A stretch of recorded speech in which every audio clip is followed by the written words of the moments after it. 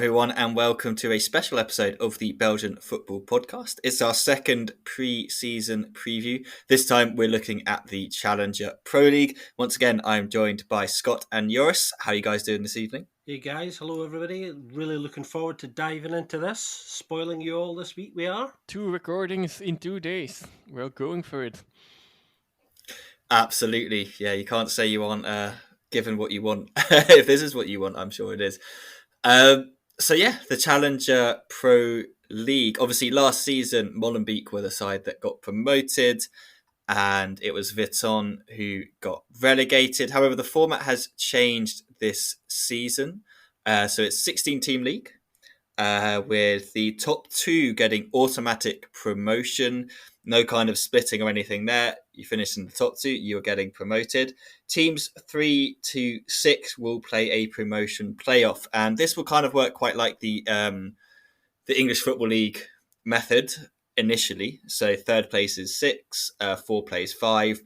Winner of those ties then face each other in the final. However, the side that wins that final will then have to play the side that finishes third bottom in the Pro League. So it's kind of a mixture of the English and the French sort of playoff systems, or maybe even the German system, if you could call it that as well.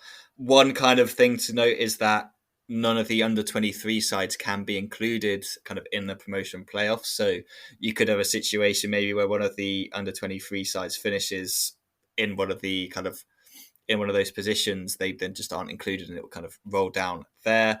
The 2 sides that finish bottom are also automatically promoted. There's no playoffs there. There's also no points halving or anything like that going on. So it's kind of a simple format to follow, we think. So for this preview, we're mainly going to focus on the non kind of youth teams. So just kind of run over those teams that we do have in the league. We've got Club Next, obviously linked to Club Bruges. Standard de Liège 16, obviously linked to Standard Liège. RSCA Futures, which is the Anderlecht side. And then we have Young Genk as well. However, we are going to start with Lommel. And for this episode, Scott's going to give you all some nice little context, what's going on at each club, and then we're going to kind of dive into a couple of players to watch for each team and maybe a little bit of a prediction as to where we think they will finish. Slight caveat with this league as well, kind of like with our kind of Pro League one, there's obviously a lot of transfer business still to be done for some of these sides. So the teams we're looking at now could look quite different by the end of the transfer window. But Scott, over to you. Give us a kind of overview of Lommel and how they're looking going into this season. Well, quite a lot's changed at Lommel this summer, guys. As we know, they've been active in quite an interesting way. Obviously, they have a lot of resources at their disposal because most regular Belgian football followers will know that Lommel are part of the City Football Group. So there's a whole network there that they take real positive advantage of. Last season, obviously, their season was, I suppose, on the whole, disappointing. They didn't make playoff 1 in the end and ended up winning playoff 2, having quite a strong second half of the season. And that's obviously had an influence, I think, to a certain extent on what's happened there so far this summer in preparation for the season. It's just about to start in a few days. Steve Bold is still T1 there. He's going into his second season, and the club are very happy, I think, with the work of Steve Bold. He's obviously got a season under his belt now. He's got accustomed to the Belgian football scene. And I think the expectations probably on him are a little bit greater. They have more spending power, Lommel, actually. It's worth kind of pointing that out as well. And they have spent more, I think, than anybody else as well, because they have that at their disposal. And interestingly, of course, one of the players who's come in, who I'm sure we'll talk about in a second, Dries Wouters, they actually paid a fee for him. Mechelen were keen to hold on to him, but not able to do that because Lommel effectively priced them out, which gives you an indication of the leverage that Lommel have these days. But yeah, they've completely sort of revised their plans, I think, for this season. And Mike Green, who's the chief executive there, saying a few weeks ago now in an interview that the perspective has completely shifted this season. They've put some additional resources in, and they're really going to go for it this year. I think promotion is absolutely the target for them. Whether they can achieve that automatically with one of the two top places, or whether it comes through that third place playoff, we'll need to wait and see. But their signings certainly indicate that they're strengthening in key areas. Wouters has come in, who I just mentioned. Igor Vetikeli as well, I think, is another really good kind of pickup for them. He should score quite a few at this level. So they're tooling up for a much more positive season and a really good push at promotion. Yeah, I'm quite bullish on Lommel this season. I'm quite looking forward to watching them play. I mean, they've always an interesting side to watch in terms of like the young talent they have. You mentioned a couple of the players there, yeah, obviously Scott, like Vetikele and Valters, but got a couple that stand out for me. One is Domain Karim, Togolese international. He's got 8 caps for Togo already, only 19 years old. He came over from Feyenoord's under 21s, who only signed him in January 2022 from Planet Foot in Togo. Central midfielder who's also, according to kind of Transfermarkt and all that sort of stuff, is more of a defensive player. But getting a young international teenager at this stage, obviously people that have listened to this podcast know I'm very interested in African football anyway. So to see a young Togolese international come over into the Challenger, I'm really, really interested to see how he kind of slots in, because if the numbers are correct, they spent a reasonable amount on bringing him in alongside Jean Banguera, the central defender. Scott, one I did kind of want to ask you about, not sure, this is like one of those kind of rogue questions, but interesting kind of, I love seeing like you get some really interesting mix of nationalities these days. And we've got a Scottish and Lesotho eligible player in Tsanolo Letsosa, who actually came over from Celtic's B squad. So not expecting you to know everything about him, but what was there kind of much that the fans in Celtic knew about him coming through the youth levels? Is there any kind of insight you have on him? Yeah, he seems like a really interesting profile of player with that Scottish Lesotho kind of dual nationality, and he's obviously a Scottish youth international as well. Yeah, I think he's a really exciting pickup actually for Lommel. I think there was a feeling, from Celtic's perspective, I don't think there was a realistic chance that he was going to make a breakthrough in a way that he wanted. And I think that's just because at a club like Celtic, those pathways from the academy to the senior side are not as established or as clear cut as they should be. And I think a player with his potential and skill, I think obviously, and his age now, just needs to be playing regularly at a decent level. And I think when an opportunity like this comes along to do that, I think it wouldn't have been a good move for his career really to have turned it down. So you leave obviously a bigger club, where you're not guaranteed regular football at anything like the level you would really like, and given a chance to come to Belgium and to play regularly and develop at a higher level was a bit of a no-brainer for him. So from Celtic's perspective, it's disappointing because actually they did want to hold on to him because I think they recognised his talent, but not being able to guarantee or give him any assurances as to kind of a pathway there, I think made the decision very easy for him in the end. And I think this is partly come about, I think, because obviously Celtic have a connection with the City Football Group, because Celtic's head of recruitment effectively is Mark Lawwell these days, and Mark Lawwell is the son of Peter Lawwell, who used to be Celtic's chief executive, and Mark, long story short, used to work for a long time with the recruitment team at City Football Group as well. So I think this transfer that Lommel have benefited from has come through that wider network, and it's just a really good example actually of how the bigger your network, the more talent comes onto your radar kind of by default, and they've made him an offer that he actually can't refuse. And if I was him and his family, then I would have told him to go to Belgium as well, even though as regular listeners will know that Celtic are my team. He definitely loves the green and white colors still. That's for sure. What Some else? things never change. What else can I still add? Well, you can say they have still a very young squad. Outside of the under 23 teams, they have one of the younger squads. There's quite a big gap between some other teams and them, which is not a very new feat, but you feel like that actually changed a bit more than it seems to have done.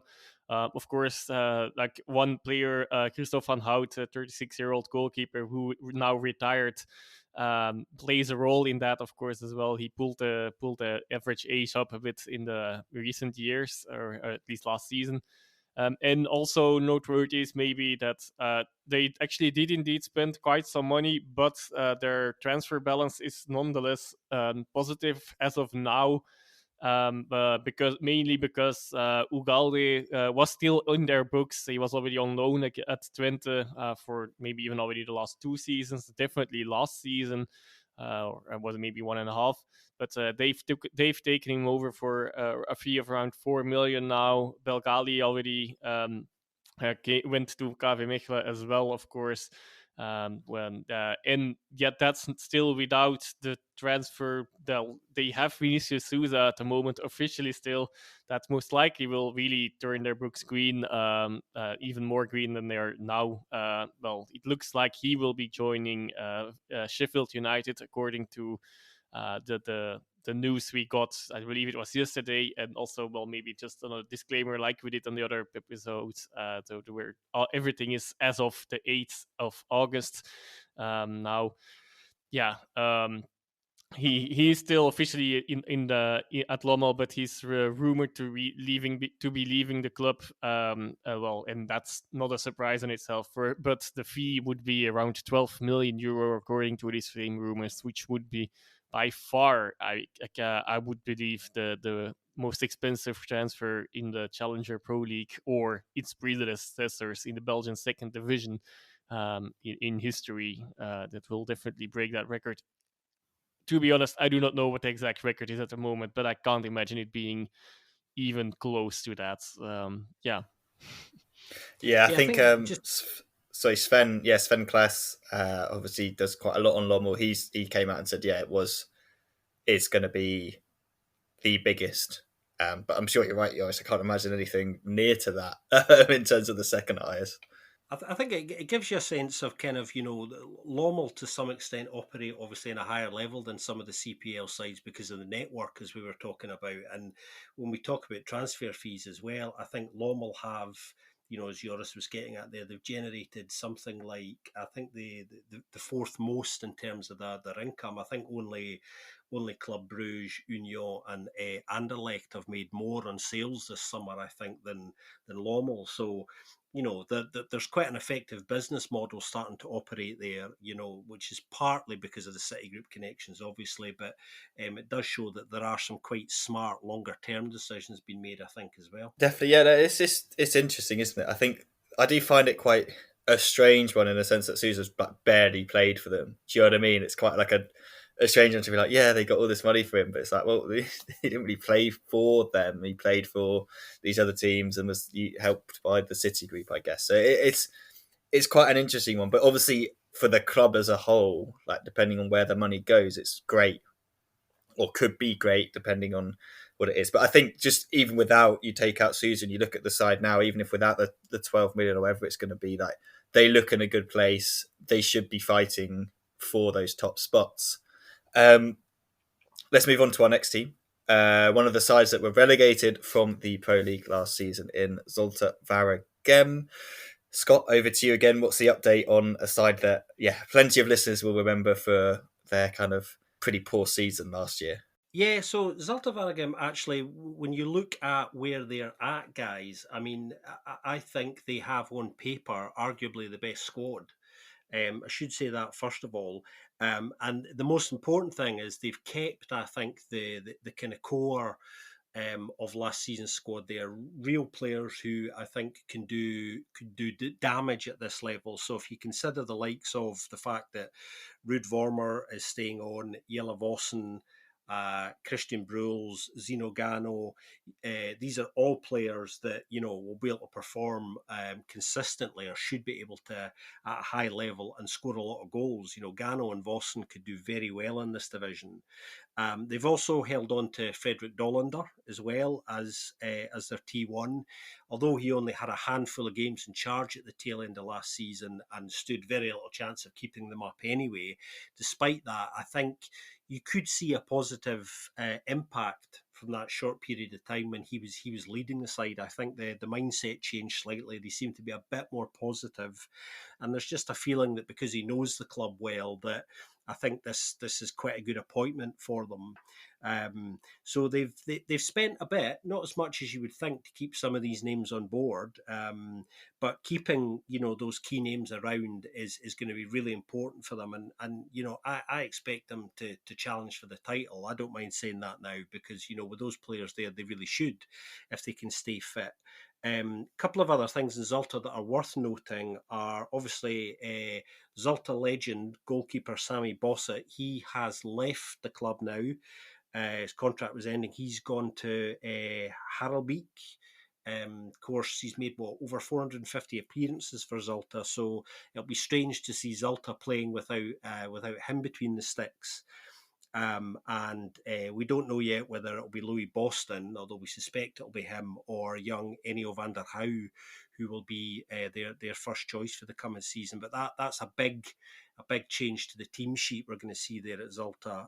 Obviously, they lost Vidira as well to Joris's side, kind of Genk, and made some money on him, which is lessened the pressure on others leaving. But Zolta start from quite a strong place and have been quite honest, actually, since the end of last season and in saying publicly every opportunity that they're going to push strongly to come back up at the first opportunity, and I think probably are my favourites at the moment to take the title. And certainly come up via one of the two automatic spots. Another interesting player who has come in is Ruben Seiger, of course, who's come in on loan from Westerlo. He should do very well at this level as well. So they've got a strong squad and are actually in a very good place. Segers is also one I wanted to highlight. Scott already mentioned him now, but yeah, whether he has the level for to be a good defender in the Jupiler Pro League, that's maybe a question that still has to be answered. But he's definitely proven a seasoned, proven player, handle defender for the level in just below in the Challenger Pro League. So and yeah, we all know that we've been only talking about your defense over the last few seasons, I believe. So yeah, that's their defensive issues that should help a little with that. Whether one player on its own will sort that's another question. But that's something we will see in this league as well, together with indeed it being a decent level, of course, still at the Challenger Pro League, but still a level below the Jupiler Pro League. It may be everything else will be sorted a bit more, and the defense will be less of an issue. And I'm surprised that they could hold on to so many players actually so far. We'll have to see, of course, if that still remains the same in 3 weeks' time, in a month's time. But yeah, so far they really kept a lot of the players together and didn't really lose anyone significant outside of Fadira. That's you'll always lose at least one, I guess, in this situation. And yeah, regardless of that, yeah, they're the main worry maybe that they could have is, of course, that a lot of those players that they could keep still are, of course, nearing the end of their career, and at some point things can go fast. Of course, it'll drop in level, but even then, I guess their influence in the dressing room might be enough to be important for the squad still. And we'll see. Of course, at the moment, I would think most of them definitely will still be performing at a high enough level for the Challenger Pro League. But we'll see where it all will lead, of course. But yeah, decent, really, really good squads for this level, and quite balanced. They might have reinforced the right areas as well, and they made some money so far as well out of it all. So definitely, they will be going for it. Anything less than a promotion will be a disappointment for them, I suppose, as well.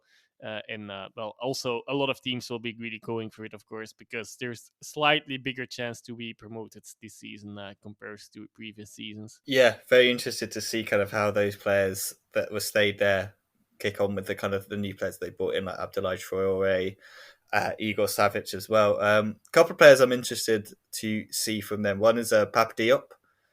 He was part of the the Senegal youth team that won the under-20s AFCON, and he was really, really impressive then. And there were a couple of clubs kind of keeping an eye on him. Didn't make many appearances for the side at all last season. Like, I generally don't think he made.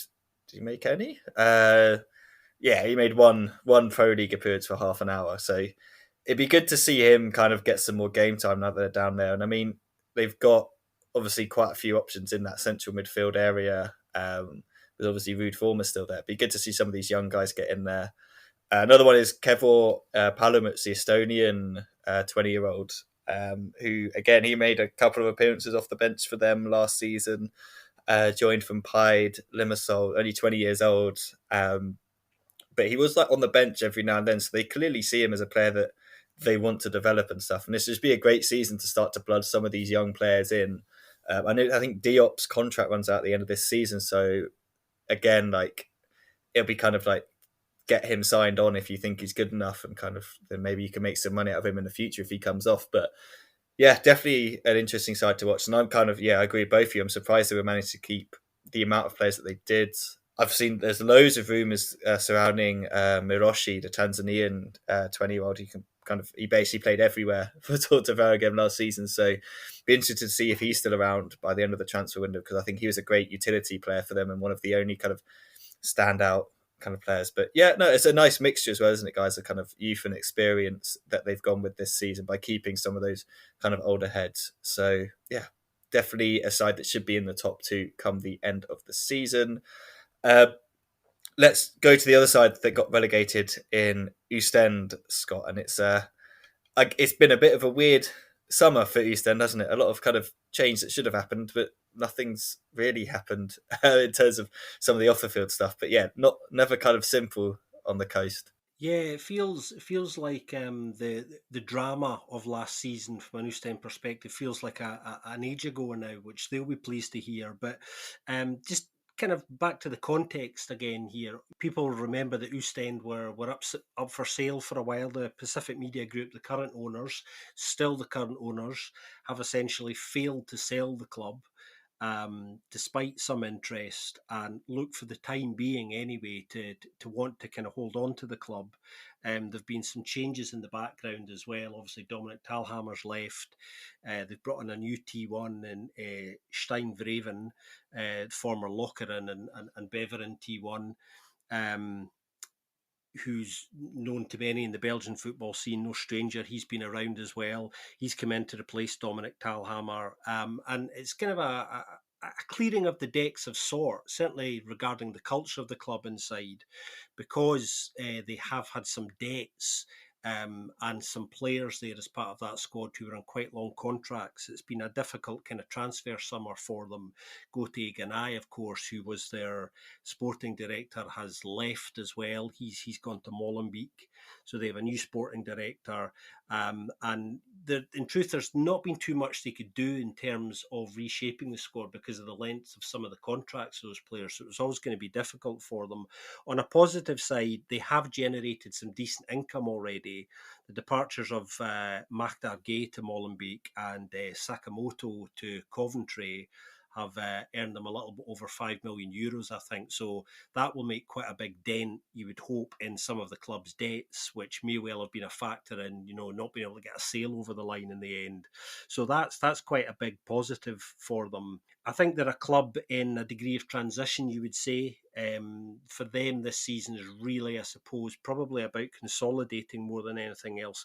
Having said that, I think there probably is an expectation for them, minimum, to be a playoff one side, and once you do that, then obviously you've got a chance to push potentially for that playoff promotion spot, the third spot at the outside. And I think that's possibly the best that Ostend could aim for this season, to kind of come up through that playoff spot.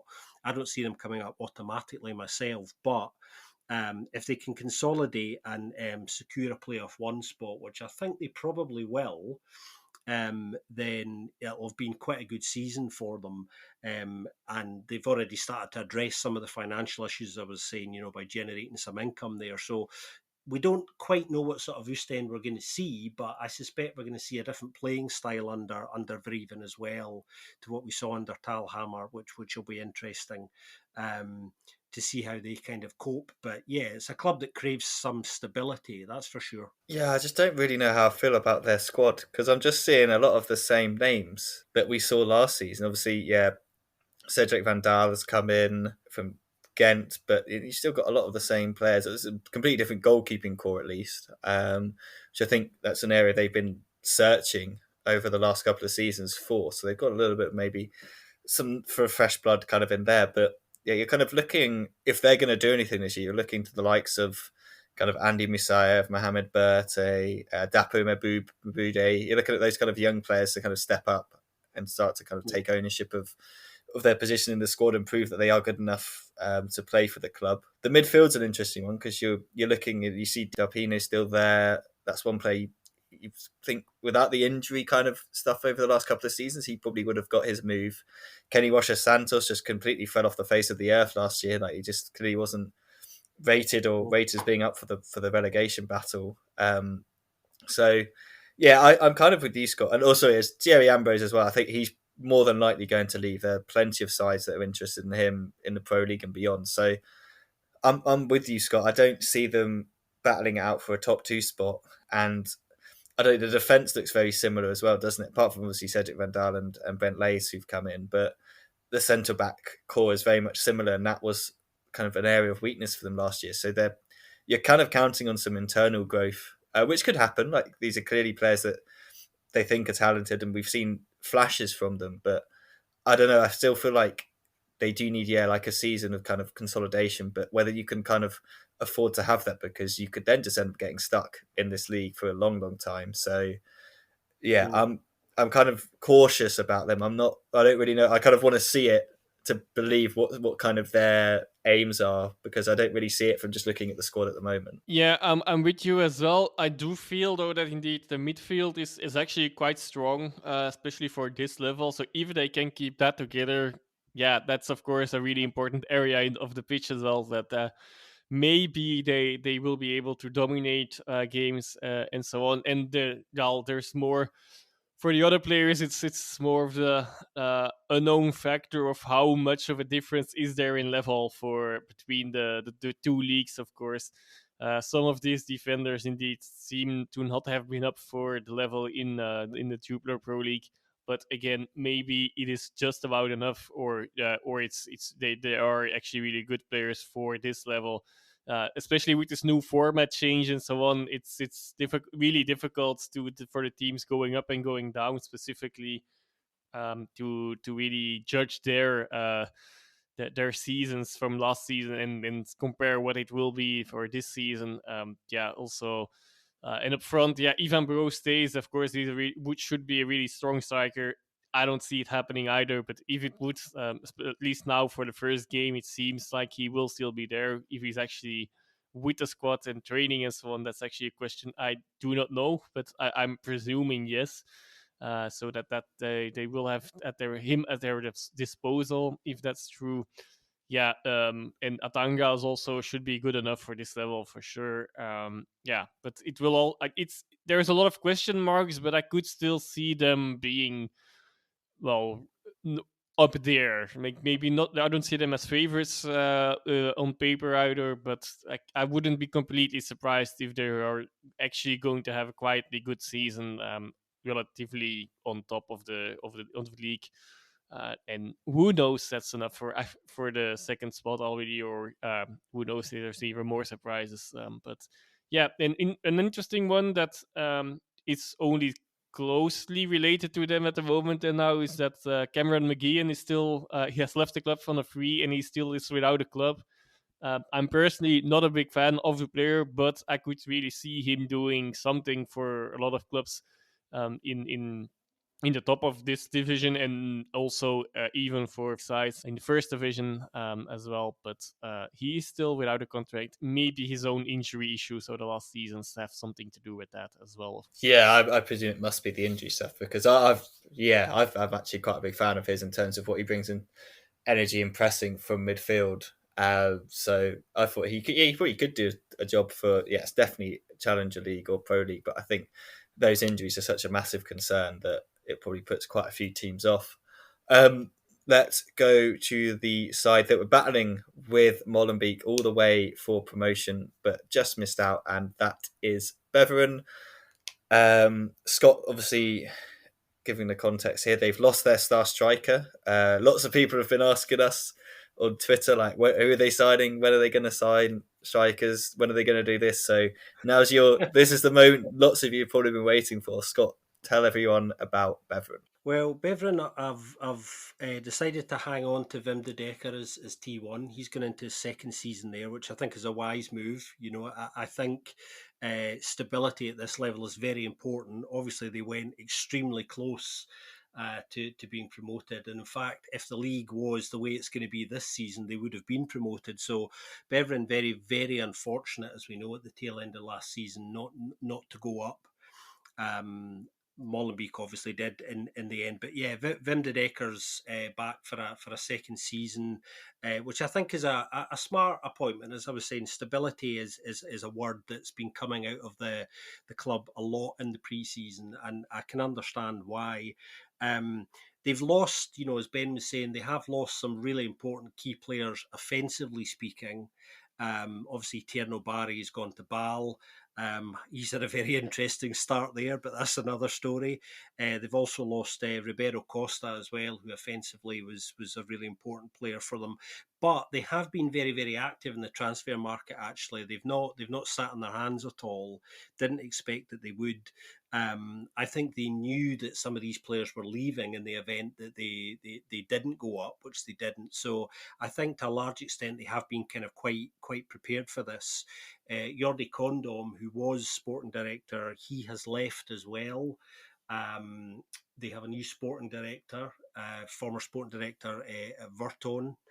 Um, so they've been very active in replacing some of the losses. I know the fan base were kind of quite concerned because some of those players that they lost were really very good at this level, and there was a worry that they weren't being adequately replaced. And I think the answer to that is we don't really know whether the replacements that have come in are going to be like for like replacements and whether things are going to click for them. But generally, Beveren's recruitment, and I think this is an important point, has actually been very good, I would say, over the last 12, 18 months. So I don't have as many worries about that, perhaps, as some of the fan base do. A really interesting one who has come in, who Joris might know a little bit more about, who I think is a really good pickup, is JD Goosens. I think he's an exciting pickup for them. I can see why he wanted to move to be guaranteed that regular playing time at a slightly higher level. I think he eyes potentially the fact that Beveren should be title contenders and are certainly strong favourites for one of the two automatic spots. And of course, as we know, three sides potentially can go up depending on how things work. So as Joris was saying earlier, there is a bit more wiggle room, but he's one I quite like the look of. And I'm looking forward to certainly seeing more of. But their squad has, I think, enough quality and depth in it still, despite who they've lost this summer. Everett Luis, he's recommitted. Sheldon Bateau is going to be around a little bit longer. There are some, important, contract extensions that just kind of, help maintain that stability of the club that I was getting at. But the club they're in a good place financially at the moment as well, and I think they just have to put that desperate disappointment of the circumstances of the end of last season aside and try and pick up where they left off. But to me that's a strong and exciting squad, and I'm looking forward to watching them again. Definitely did have a lot of turnover, so we'll have to actually see how that all pans out. Also, in comparison to all the other squads we've discussed so far, their squad is actually relatively thin. 22 players, which, well, for this level, to be honest, can be enough, of course. Regardless of that, yeah, they should still be a good squad. They were close to it last season. This season, we'll have to see if they can keep it up as well. But yeah, definitely they will be, like many teams, of course, eyeing promotion, an automatic promotion here. And yeah, not that much more to say about Hurses. Yeah, that he's one of the him leaving is one of the reasons why I'm a bit worried for the young gang squad to really quickly touch on them. The older players out of the under 23 squad have all left, so this could prove really an issue for them. I'm sure he's indeed eyeing that Beveren will be going up for this season because, a level up in theory, of course, for this season. That is not the case. He will be facing his former teammates even, and yeah, that's of course I understand completely the size and the position of the teams in the table most likely will differ quite significantly. Yeah, yeah. They seem to have a quite balanced squad. Will it be enough for this season? We will see. Just picking up on a couple of kind of, I guess, players of interest. Yeah, you mentioned obviously Goosen's already. He's going to be definitely one to watch. Godwin Koyalipu, who recently just came out and announced that he's going to be eligible for the Central African Republic. He's a former French youth international.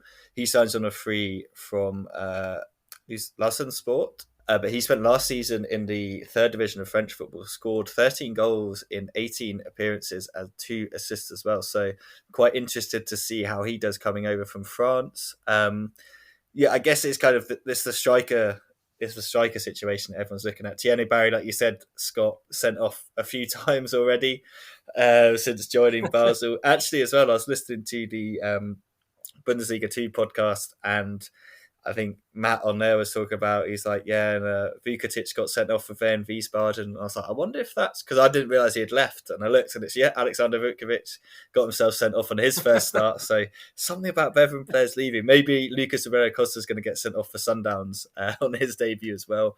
Mbakani's still a free agent, and I know lots of people are wondering if he's going to come back.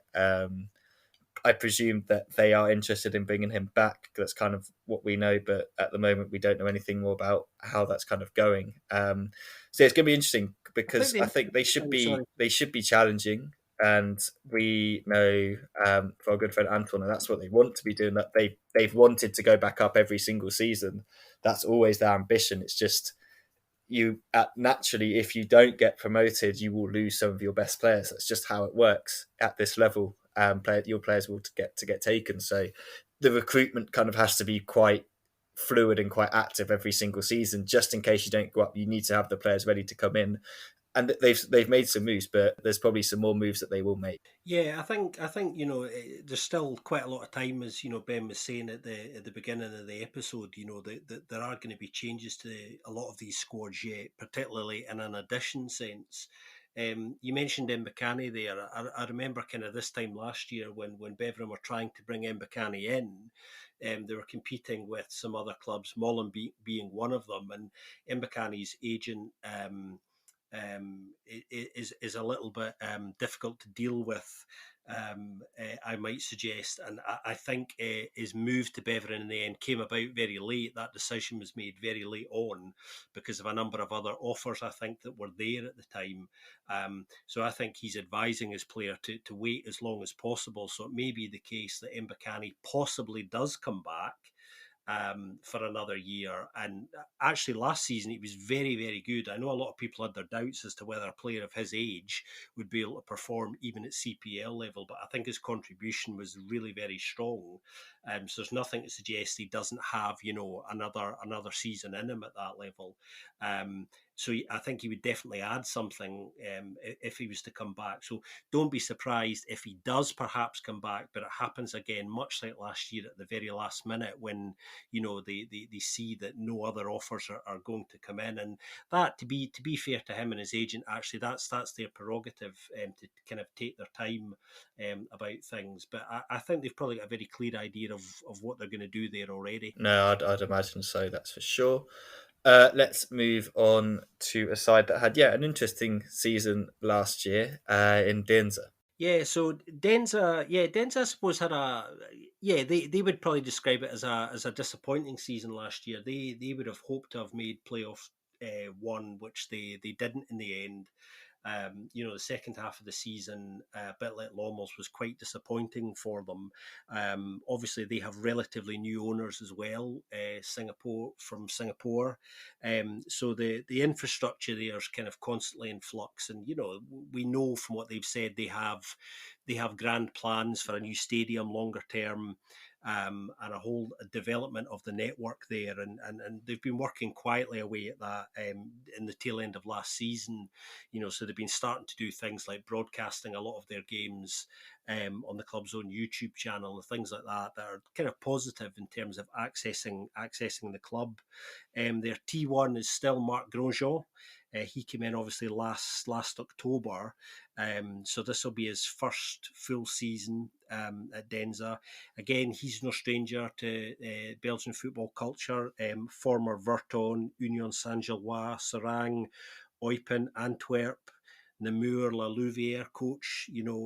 Not many clubs that Mark hasn't been around in some form. When you look at his CV, quite an experienced coach. Focused very, very firmly on Belgian players. That interesting was one of the reasons why he left Union Saint-Gilloise, actually, because he wasn't particularly open to the nature of their recruitment process. He likes to focus on kind of young Belgian talent.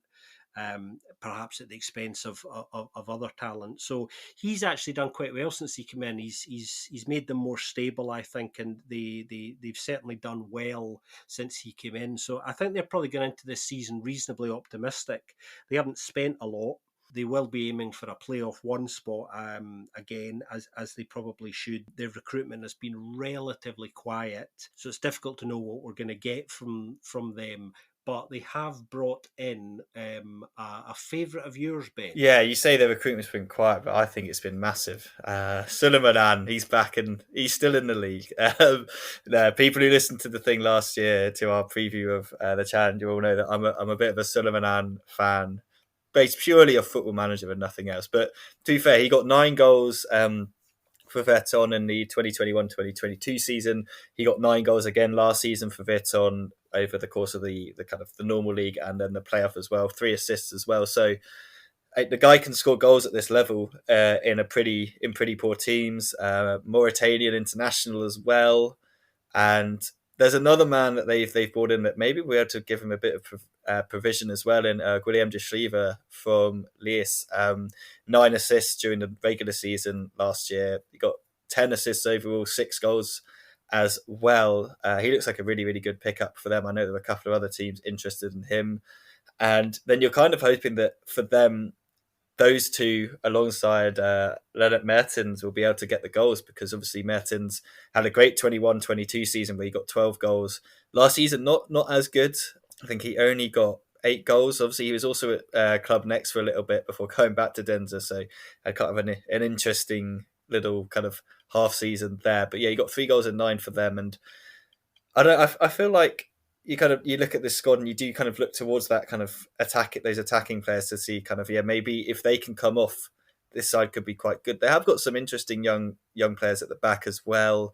Lucio Deporta's back from loan. Would have been interested to see if he gets some game time. Obviously, I think he's former Zulte Waregem player as well. But then they've got the experience of Steve de Ridder in the midfield. So interesting side. I think I agree with you, Scott, in the sense of they'll probably be aiming for playoff one, but I guess they'll be hoping that they actually get off to a much better start than the one they did last season. Yeah, I only see like a mid-table finish for them, which is not necessarily bad, and that could still mean mid-table fighting for these final spots for the playoffs, of course, as well. Not that much more to say. They have actually a relatively experienced squad, despite of what Scott said about Grosjean really liking to work with a lot of young players. That on average their squad is quite experienced, age-wise at least. I personally am indeed not a fan of the word of experience actually in this context, but purely based on age, to do it for the sake of it. It's one of the elder squads in the league.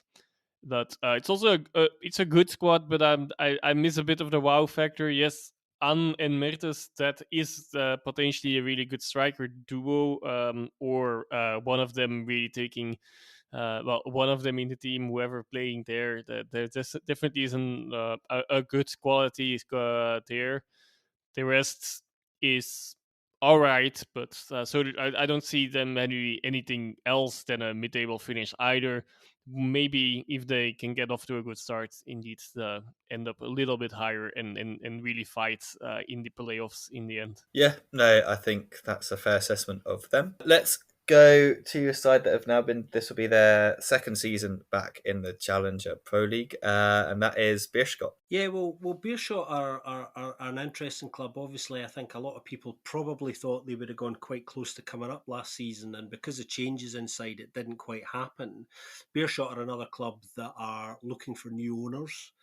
And the big issue that they have is that they're having to sell players effectively before they bring ones in, which has made their transfer business a little bit tricky. So again, it's I suppose it's about consolidation really more than anything else for them until they do find new owners. Having said that, they're not in a bad place at the moment. They are investing in a new academy site as well. So the resources that they do have are going into the general infrastructure, which is a positive point. Their T1 is still Andreas Weiland, the Austrian. He's now going into his second season there, like Steve Bold at Lommel. So the club seems to be quite happy with him. You know, they didn't do too badly. They went too far off it last season, actually. So reasons to be optimistic for them. I think they probably ideally would have liked to have invested a little bit more in the park than they actually have been able to. But because of that, contextual situation around the ownership, then that's made their recruitment a little bit tricky this year. I in terms of the expectations, I think they should make playoff one. And I think they are in a position probably to push reasonably hard for that third potential playoff spot. They'll certainly compete for that in amongst the other kind of playoff one sides, but I don't see them being strong enough at the moment to push for automatic promotion. Yeah, I see one gap at the moment in their squad, which is at central midfield. They really could use some more there. Of course, they still have Sanusi, which is a good player, as we know. But for all outside of him, they don't have that much players, and even a youngster. And all of them are at least marked as defensive midfielders as well, and and Andy Koshi as well, then as a central midfielder. But nothing more than that. For now, outside of that, okay, maybe some of the wingers can play in a more central role as well, or maybe it's less important in in the way they tactically play. But I see some gap there. Also, same comment as with Beveren, relatively thin squad. Likewise, I believe 22 players, or maybe even only 21. Yeah, that they are in an okay place. I would agree, but in midfield, I do feel central midfield, an attacking midfield, they might. Yeah, they could, in my opinion, use some more players as well. Yeah, definitely agree with that. You just look through the squad, and that's definitely one of those areas that could do with a little bit of work. Interested to see, yeah, kind of what they're about this season. Interested to see if they've got quite a young kind of central defence as well. I think the oldest is Herve Matisse at 27 of the central defenders.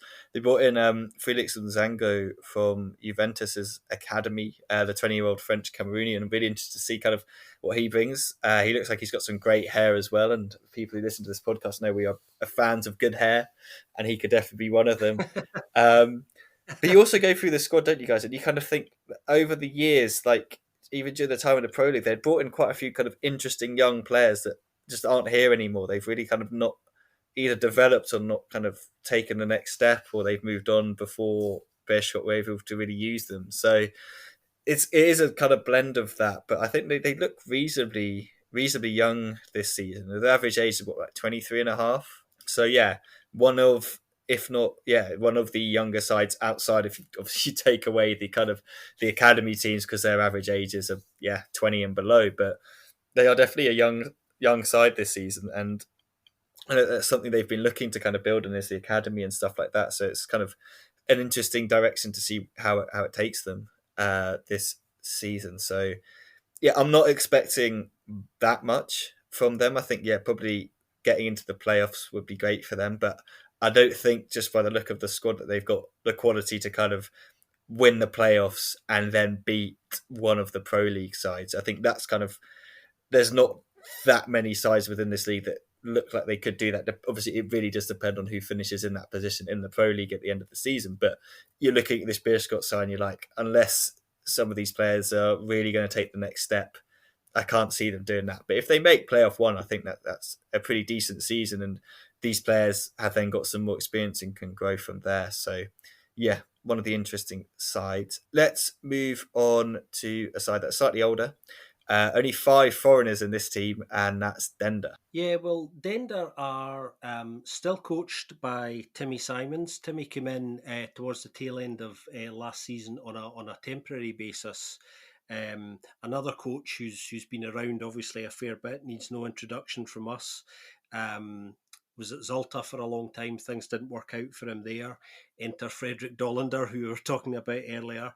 So Timmy Simons has decided to stay on for a little bit longer at Dender. And really what he did when he came in at the tail end of last season was steady the ship for them, because they were in danger of potentially dropping out of the Challenger Pro League altogether, until he came in and got a few points at the tail end of the season that kind of secured their slot. I think it's difficult to know what to expect of them. You know, their business has been kind of quite quiet. It's been something like 14 in and 9 out, something like that in terms of the numbers. I think a playoff 2 spot probably is a decent season for them. Whereabouts they finish in that, obviously time will tell. But I think it'll be quite a long season for them, and one in which they are, again, probably potential relegation candidates, dare I say it, because the squad, looking at it, although arguably a little bit better than last year, is not one where, you know, you can see them having a markedly different season. I think, you know, Timmy Simons having a full season, a full tilt at it, may make a difference, because much like other coaches who Frederick Dollander, funnily enough, when he came into Zalta, there was a difference in terms of their points haulage when the coach came in. So the players have responded to him, and that's a positive point. But I wouldn't expect too much from Dender myself this coming season. Like Ben was already mentioning before as well, I think they're the oldest squad by age in this league, but they're also a bit of an.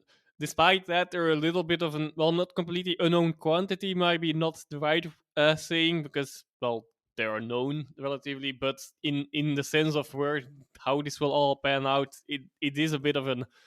The selection is built up a bit strangely as well. I see 7 central defenders, but only 2 central strikers. So I'm wondering what's up there. I'm sure some movement will be done, at least at the central defender front, and I presume there might be an extra striker joining as well. Although Lallemand definitely is a good striker, but for this level. But yeah, that maybe 2 strikers is enough, but the balance seems to be a bit lost there. That's all I wanted to point out. A lot of like I like to say, average players for this league as well. I think so should be. Well, I would also expect them in the mid-table again, and not fighting for the playoff spots until the end of the season. With this current squad, I do not see that happening. Yeah, I'd be quite surprised if they were able to get into that top 6. That'd be quite a feat from Timmy Cybers. They do have Bruni and Simba, who joins from Bevan, who has a league winners medal. Obviously, last year with Antwerp, he played, I think it was about 13 games across Cup and the league. So he got his winners medal for that, and then he moved to Bevan, and now he's moved on to Dender. So he's probably one of the more exciting players, like looking through that squad in terms of the incomings. Couple of defenders coming in from Molenbeek, like Ibrahim Asoli Sankon, Fabio Falao at left back, Keles Masangu, he comes in from Verton. Obviously, lots of Verton players have managed to stay in the league, and he is one of them. But yeah, I agree with you guys in terms of light up front, but they've got a ridiculous amount of centre-backs who are all around about the same age as well. So it's kind of like a weird... It's not that there's loads of young players waiting to learn off the older players. It's like, no, they're all between about 26 and 28, 29. So it's kind of like, this seems to be an overload of players in that position. To the point that if you're playing a Football Manager, it's just, you'd be pretty frustrated because they'd all be coming to you asking to play every single minute of every single like time you're playing the game. So they kind of do need to consolidate and sort that out a little bit, in my opinion. But I think they'll probably avoid relegation just looking at the side as it is, but yeah, not expecting them to be challenging for the top spots at all. One side who relegated last season, were always going to get relegated last season, but we were all kind of talking about, we're not really sure what they were going to look like going into this season. So, Scott, over to you to talk to us about Sarang. Yeah, well, that's the key question, isn't it, Ben? What are we going to get this coming season from Sarang? And the answer to that is we don't really know. A lot of questions around Sarang. What we do know is that we will have a Liège derby in the Challenger Pro League this season between Sarang and RFC Liège. So that's something for us all to look forward to. In terms of what's been happening inside the club, they have a new T1. I say new, he's been at the club for a little while actually. Gregory Premont, who was Juan Sebastian Legros's T2, he's stepping up to become the new T1 this season. He was actually Jose Junchomp's T2 for the short time that Jose was there as well, kind of last season. Former T1 of Metz Academy, actually, Primo. So the parent club's influence coming to bear as you would expect again there, and that's probably an appointment that kind of makes sense. They've been clearing the decks. There's been quite a lot of players leaving Sarang this summer, as you would expect as well. Obviously, them being relegated has really kind of impacted their ability to hold on to some of the talent that was there. Because actually, there were a number of players at the club who, really had real potential. But unfortunately, when you're in that environment where you're kind of in free fall, obviously you're not getting the best out of players. So a lot of the more promising and interesting players have left the club since then, and they've definitely lost some key players.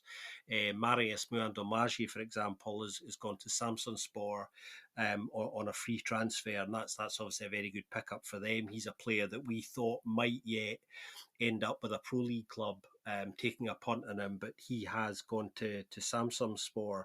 How their season might pan out is very, very difficult to predict, I think, just because of the amount of change at the club. I think playoff 2 probably at the moment, I would say, is the most realistic and likely outcome for them. I think they've probably got enough to stay in the division, just about, but it's about whether they can get a degree of consistency going, because consistency is something that's been very, very difficult for this club to achieve over the last couple of years. There's one of the weirder transfers that I've probably seen. Simon Ellisor, who scored, I believe, 1 goal for Sarang in 13 games, then went back on loan to French football with Stade Level. 8 goals he scored in 21 games in Ligue 2, so not bad return. He then gets bought by Metz, obviously Sarang's very close friend, for €400,000, according to Transfermarkt. Like, obviously, Transfermarkt's fees you can never really know, but how on earth did that, like, that just feels like, again, apologies, Football Manager reference, where, like, you add a manager and you buy your own player because you need some money to sign some other players. Do you know what I mean? It's like, the transfer makes no sense because there's no way that he's going to be playing for Metz. Like, I just don't see it. I don't think he's at that level from what we saw in Sarang. He just didn't look like a Ligue 1 player. So that was a weird one. And it leaves, they're very light in strikers. They've got like Ifoni, that guy that came over from, I think it was the Mozambique League. So maybe we'll see some more of him. But they got Stephen Bray, who's an interesting player. Matthew Kakbak, who I quite like as a young player. But again, they've then got a bunch of centre backs. Like, they have so many central defenders. So I don't know how they're going to sort out that kind of backlog. But yeah, I think they'll definitely miss Marius. They'll miss Antoine Bernier, obviously.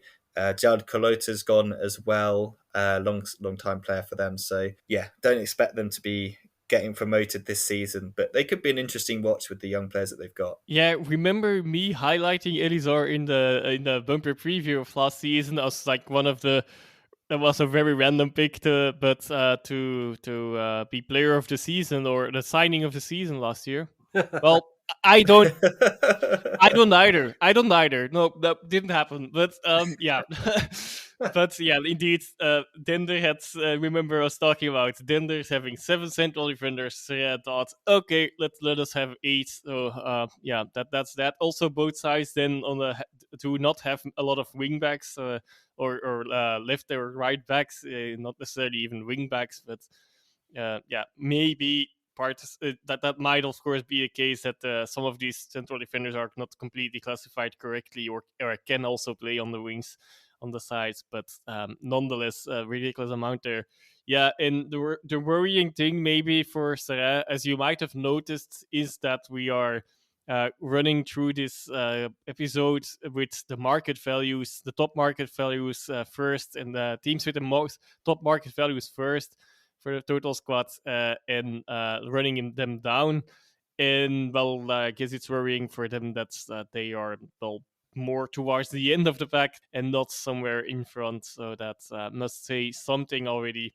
And indeed, a lot of players left. So I think they will be happy to be a stable team in the mid table this season. I think everyone around the club will be happy with that, or at least I feel like they should be. Yeah, they definitely should be if they can get into that.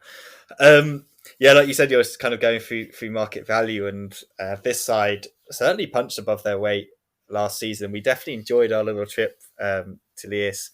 So, Scott, let's talk about the side with a rich European footballing history, but now stuck languishing, I guess you could say, in the second division of Belgian football. Yeah, as Ben was saying there, we took in a Layers game last season and had a great evening and a spectacular thunderstorm that night. Really enjoyed that visit, full of drama. It was fantastic. Yeah, I mean Layers have. There's been quite a lot of change at Layers this summer actually. Tom van Imscoot, who was the relatively long-standing T1, decided not to renew his contract. Fancied a new challenge. Has left the club over the summer, and they've decided to bring in. They're investing in youth actually. Layers. They've brought in Joe Christians, who is effectively coming up from a lower level. They brought him in from KSK Heist. And this is the highest level he's coached at. I think in order to help support him, they've obviously brought in a fairly experienced T2 in Geert Emmerichs, who most notably probably is a former Anderlecht T2 to Besnik Haze and Jon van den Brom, who both won the title, obviously, at Anderlecht, while Geert Emmerichs was there as well. So there is some experience kind of supporting Joe Christians. But I think the fact they've chosen to bring him in ahead of a number of other much higher profile candidates actually suggests that, the club are willing to give young and upcoming managers a real chance. And I think that's a real positive. And some of the players who've come in this season, the squad has got younger over the summer. They've lost some big hitters, of course. But some of the players who've come in, I think, and I've just kind of picked out 4 here who I think are quite interesting, and I think have enough experience about them to contribute quite a lot. Obviously, Erika Kanzi's come in, Glenn Klaas, Obiolar. Some of their incomings, I think, have been kind of quite shrewd. And as I was saying, the club are kind of pivoting things slightly, emphasising youth, which they've kind of always done. But I think, Tom van Imschoot leaving has allowed them to kind of reset things slightly. I think in terms of their expectations, I think a playoff 1 spot isn't out of the question, but I think it might be quite close for them. It'll depend on, how much consistency they can kind of get going and whether Joe Christians works out for them, whether this squad kind of responds to them. But they're a club in quite an interesting place, I think, and certainly looking to enjoy a return visit at some point. We'll have to see how this pans out. They had a bit of a weird transfer window. Maybe they brought in some experience, which is good, but they're also definitely still a very young squad. A lot of Belgians as well. Or teams seasoned players inside the Belgian first divisions, not necessarily only the first one itself. Ulare, yeah, that's always a bit of the gamble here with his injury history. If he can stay fit, he should be a top striker for this level. but unfortunately, that are a lot of question marks about that. But let's hope for him and for everyone that he stays fit. Of course, that he can stay free of some injury worries for some time, or even until the end of his career. Of course, yeah. They brought in a few. Yeah, Okansi I think is really exciting. He didn't feature much at Kortrijk last season anymore, but he used to be a really quite a good talent at the level above. In especially at Eupen at Kortrijk, he didn't really pan out perfectly throughout this whole spell. Even though he had a good start as well there, I believe. But yeah, by the end of this of his time there, it petered out. Let's see if he can revitalize his career. Same can be said for Aristotle Kaka, who has been on the books with Anderlecht for so many years. Has been such of a bit of an agent transfer, and for Anderlecht there didn't really. I'm not even sure he featured in an actual game for Anderlecht, but he was loaned out a lot. And he came over amidst the bit of the mess with the turnover with Kuka when he came from Ostende, and Kaka also was at Ostende, and he was at Ostende and at Moeskroen before, and there he was, especially at least given his age, he was an okay player, nothing more than that. But remember, that's also a level above still. But it's a big question mark after so many years of not playing much, how his level will be as well. So I feel like Miers have taken a few gambles here, but well, also yeah, they had to do a few things, of course, because quite some players have left the club, and yeah, I do not see them having a really horrible season, or any relegation issues. But I've one of those other teams that I would say put a stamp on of well, average. So in the middle of the pack, yeah, bottom middle, lower middle. Who knows? But yeah, I think again the best they can hope for is probably the last spots in the promotion playoffs. But I actually doubt it at the moment. Yeah, you kind of mentioned all the players I was probably going to mention. I think it's kind of that policy of you bring in some of these guys who have got a point to prove. All three of those guys, and Kaka, Okansi, and Ulare, have something to prove. And I think that they kind of did that last year, didn't they, with Leonardo Rocha? Like, we saw him at Urban, he didn't really look very good, but he went down to play for Lias and he just completely looked a changed man. The cultural and kind of maybe the lack of pressure really did suit him down there. So maybe that's kind of what they're hoping for. Same with kind of like with Serge Tabako, they brought him in from Mouscron and he then moved on to China as well. So it's definitely a place you could probably go and rediscover your career, and like a nice community club that's definitely still in touch with the community around it, from what we saw when we went there. So yeah, if you're ever in the area, definitely do go check out a game. You did right about that, Ben, actually, about it being a good community club, which many in Belgium are, because actually Liège, I think, have only got 3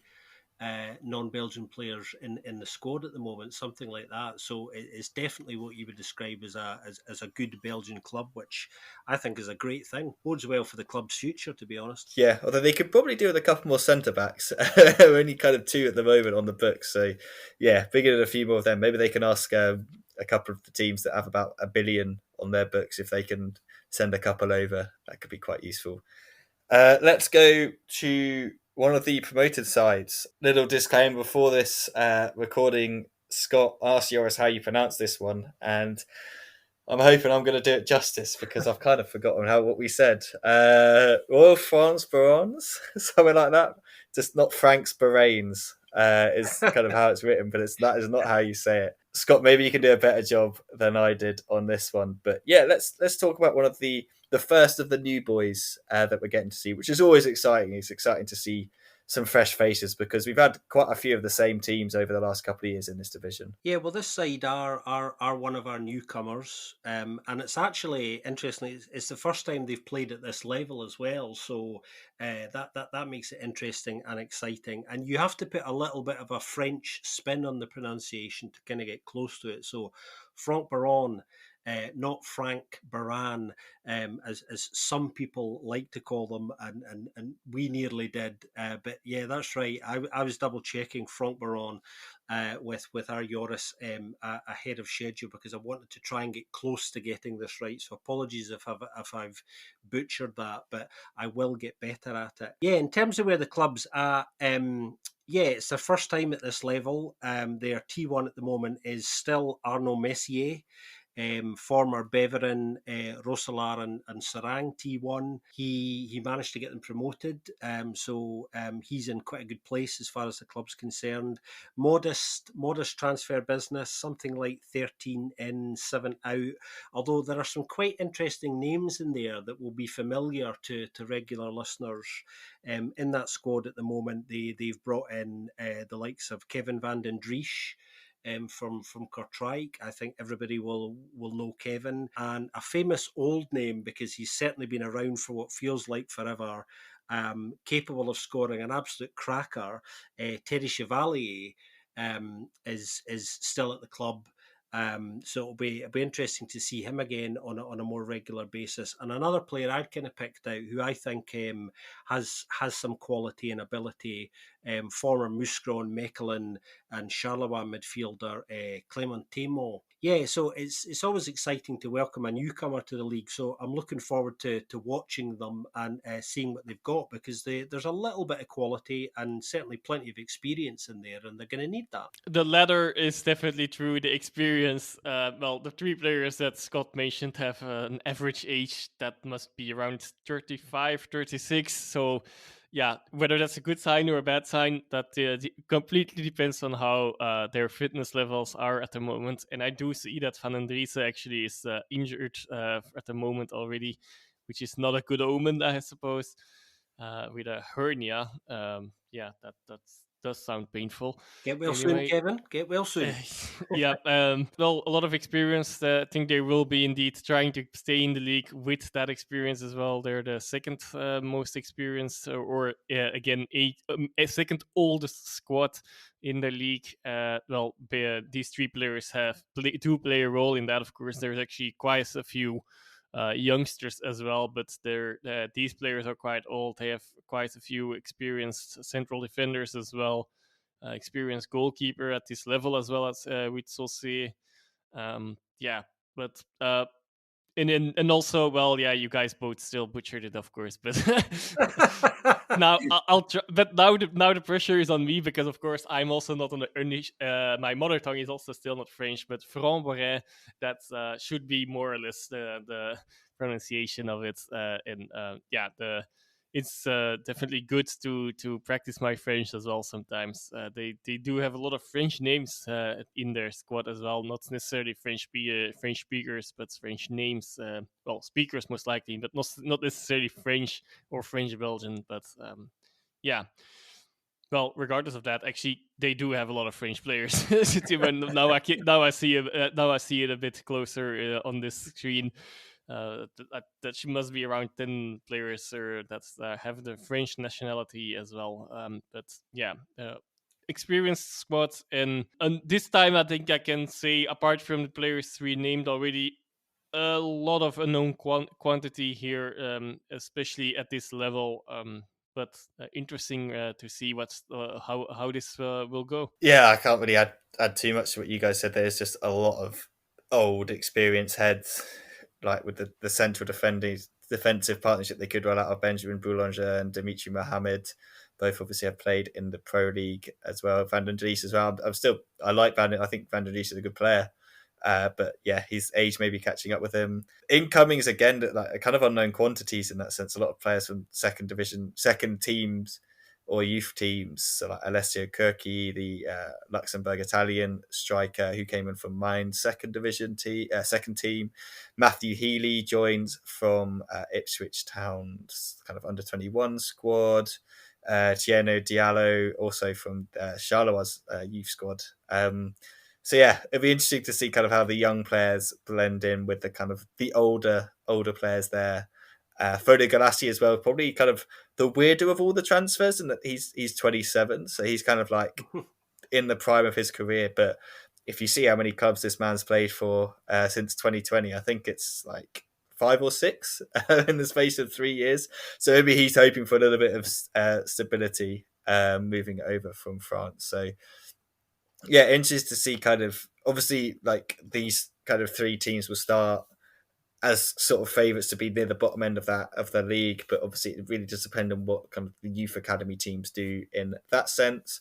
Let's go to the penultimate side for this Challenger Pro League preview, and that's another one of the promoted sides, which is Patro Eisden. Yeah, Patro Eisden are new to this level as well, much like Franck Barin. They've got quite a small squad, actually. That's one of the things that I noticed when I was doing a little bit of researching them over the last few days. Not surprisingly, not a lot of money to play with at that level.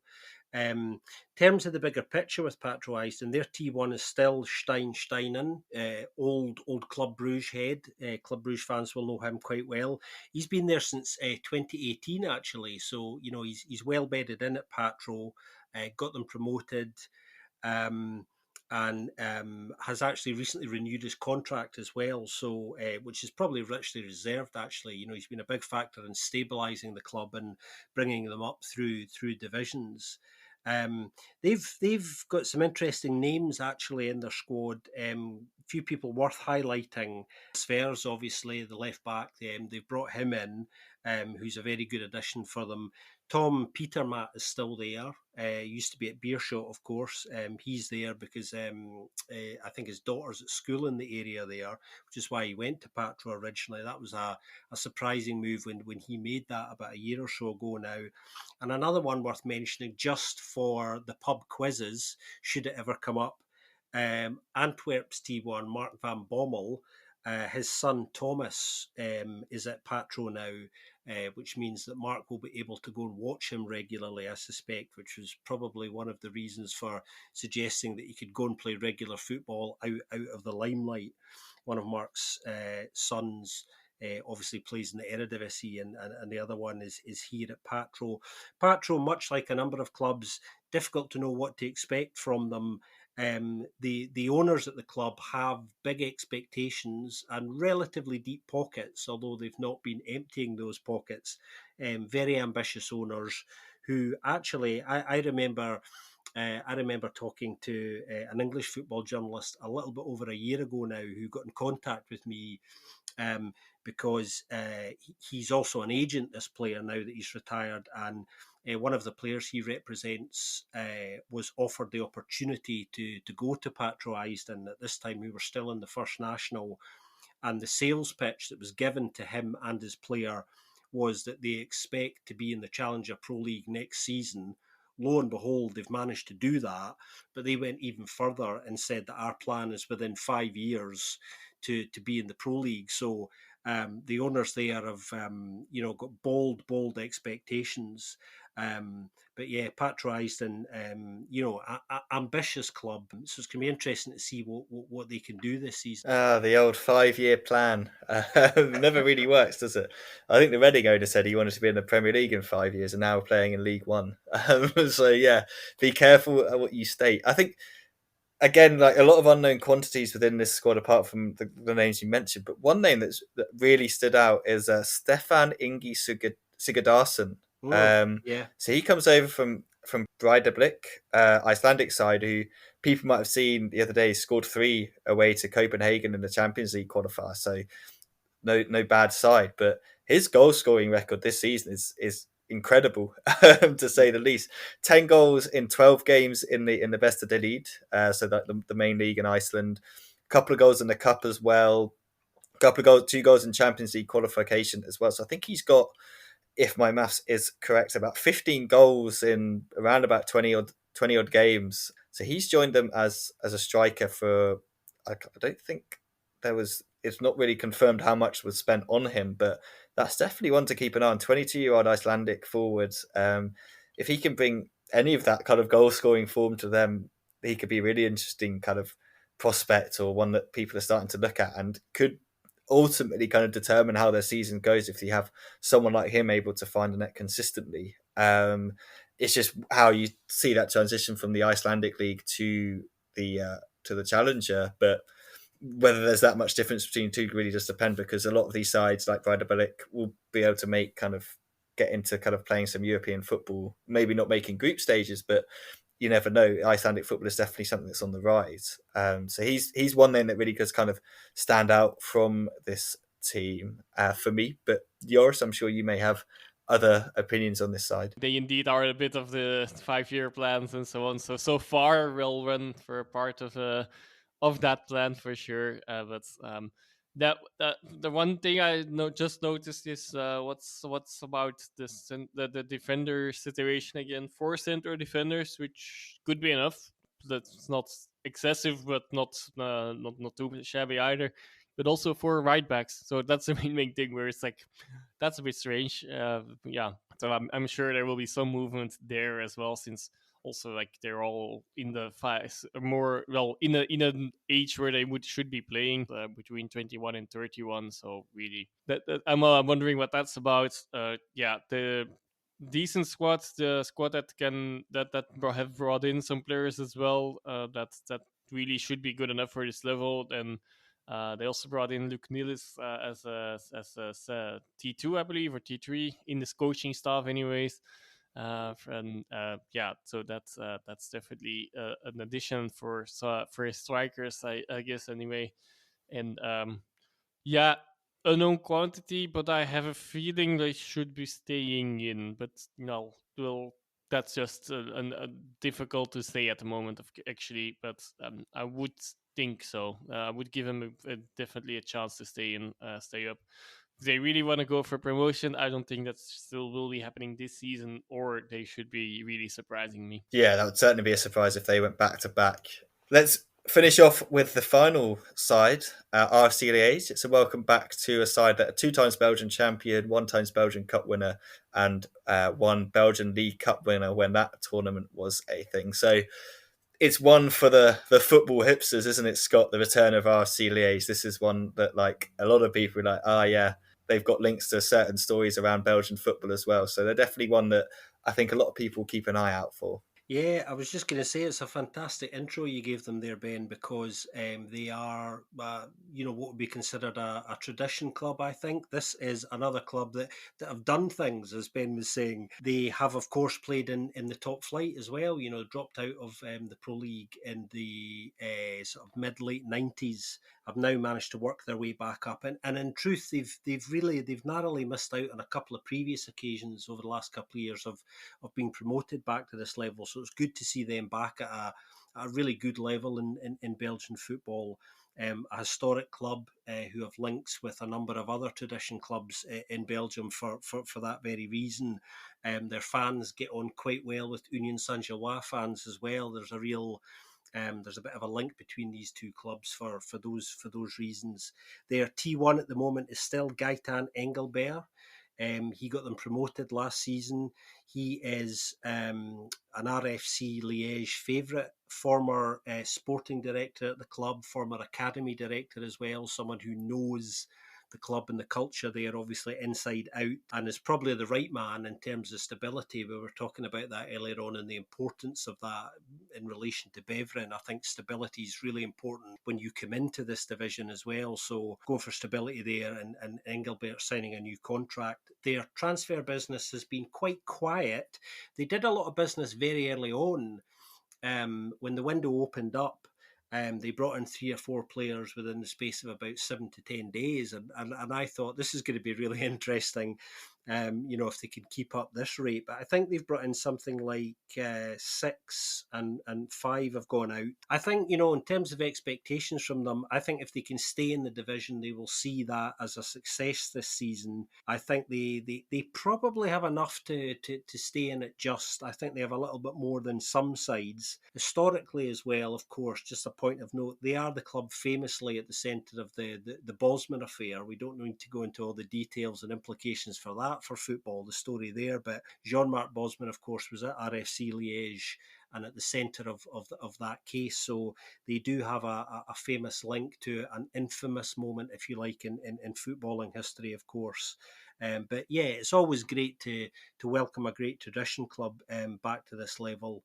And again, much like our other newcomers, I'm looking forward to being able to have a kind of closer look at them reasonably regularly this season. Yep, definitely also a thing to say maybe for all promoted sides from the third tier. They're all actually quite traditional clubs.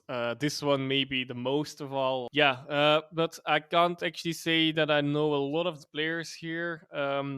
I will try to my best and run through the ones I do know. I'm sorry to take the wind there from you, probably Ben, but the Devati in goal, yeah, should be okay for this level if he's still at the same level as he used to be, which was actually not good enough for the first division, but well, for this level it should be okay.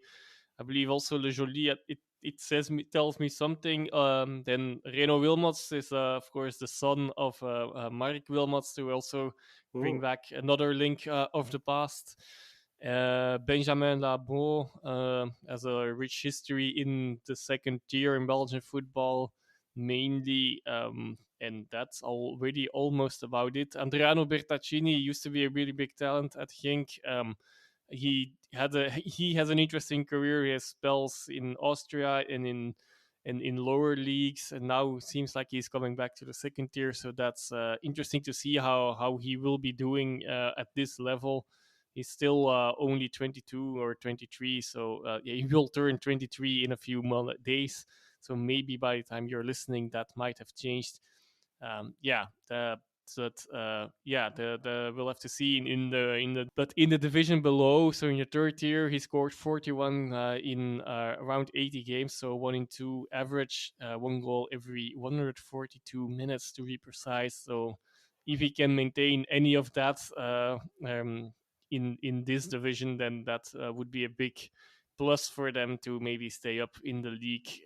But yeah, I can't really predict anything based on the limited amount of players I know about them. I will be very interested in finding out more of them throughout the season. Yeah, definitely. There's not too many that I've kind of heard of either. I guess, yeah, a couple kind of noteworthy ones for me, like Jonathan Diostilio, been there since 2016, since he left Open. So he's been there for a very, very long time. So he's kind of like one of the old experienced heads. Jesse Mputu, he could be quite an interesting one. Scored 13 goals in 34 games for them last season on the way to promotion. Started his career, I believe, at KSV Roeselare, who obviously then went bust. So he started in the Challenger and he's kind of worked his way back up, going from like a couple of the other kind of lower divisions of Belgian football until he's made his way back into the Challenger at the age of 28. So it's kind of nice to see someone's career that's kind of come back on track like that. So be interested to see if his kind of goal scoring in the third tier will translate into the second tier as well. But yeah, like you said, because these three are all kind of those traditional clubs, it's sides that you're really interested to watch as well. To kind of, it's always nice. Obviously, it is nice to see some of the newer names and the newer clubs coming through and like you experience new things. So it's always nice when a club's gone away and then come back, and it's like, oh yeah, that you get all those kind of that nostalgia feeling of these teams coming back. So definitely looking forward to watching all of those. And that is it. We have done every single side in the Challenger Pro League apart from obviously the youth teams. But as per usual this season, we'll kind of run it the same format where we will talk about what's been happening. Scott, obviously, as our kind of resident Challenger watcher, will give us an update on everything that's been happening, including with the youth sides as well. So don't worry if you are interested in those teams. We will talk about them during the season, but there's just not much point doing a preview on these sides when there's so much flux there in terms of who's going to be in those squads and stuff, and it can change quite rapidly.